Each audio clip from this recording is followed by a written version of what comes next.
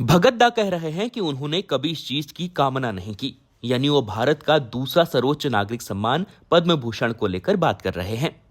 लेकिन पहाड़ के आखिरी छोर से निकला लड़का, जिसके पिता एक किसान थे, जिसके परिवार ने मुख्यमंत्री तो क्या विधायक बनने का भी सपना नहीं देखा था, वह संघर्ष के सफर पर चलते चलते पहाड़ का सबसे सफल पॉलिटिशियन बन गया।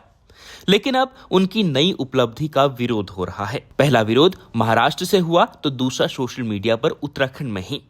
दरअसल सोशल मीडिया पर उत्तराखंड के कुछ लोग कह रहे हैं कि कोश्यारी से पहले इस सम्मान के हकदार लोक गायक नरेंद्र सिंह नेगी और पूर्व मुख्यमंत्री बीसी खंडूरी थे, लेकिन उन्हें दरकिनार कर कोश्यारी को सम्मान दिया गया। दूसरा विरोध महाराष्ट्र में हो रहा है। महाराष्ट्र में उद्धव ठाकरे की शिवसेना और विपक्ष विरोध कर रही है, लेकिन उन्हें इस बात का अंदाजा नहीं कि भगत सिंह कोश्यारी किन परिस्थितियों में फर्स्ट से अर्श तक पहुंचे थे।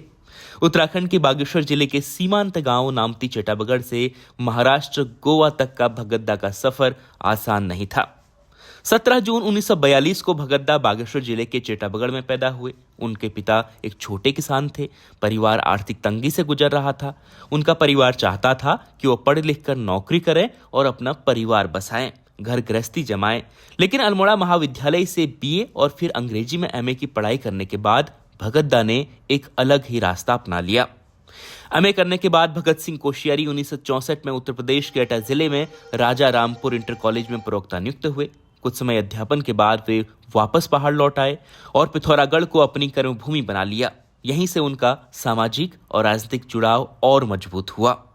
1966 में भगत सिंह कोश्यारी आरएसएस के संपर्क में आए और फिर संगठन से गहरे जुड़ते चले गए, जिन्होंने संघ की मजबूती के लिए अपना पूरा जीवन समर्पित कर दिया।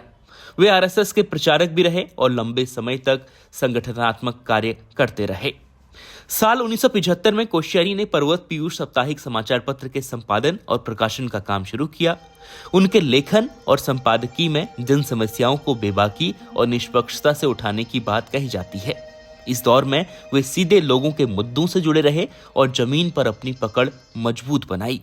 वह राज्य आंदोलनकारियों में भी शामिल थे और उत्तराखंड राज्य निर्माण की मांग को लेकर उन्होंने उत्तराखंड प्रदेश क्यों नाम की पुस्तिका के जरिए राज्य स्थापना की मुहिम को आगे बढ़ाया था। इसी समय उनका उत्तरांचल आंदोलन से जुड़ाव भी चर्चा में रहा। पहाड़ में उन्हें इसी वजह से लंबे समय से मजबूत नेता माना जाता है।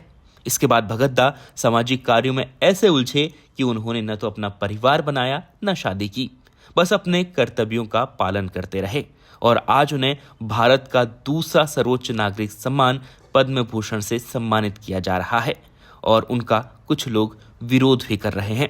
महाराष्ट्र वालों का आरोप है कि भगतदा ने लोकतंत्र के साथ खिलवाड़ किया और वहीं उत्तराखंड के कई लोगों का आरोप है कि यह सम्मान पहले कई अहम लोगों को दिया जा सकता था। लेकिन आपकी इस पर क्या राय है, कमेंट कर जरूर बताएं और वीडियो अच्छा लगा हो तो अपने परिवारजनों के साथ शेयर जरूर करें।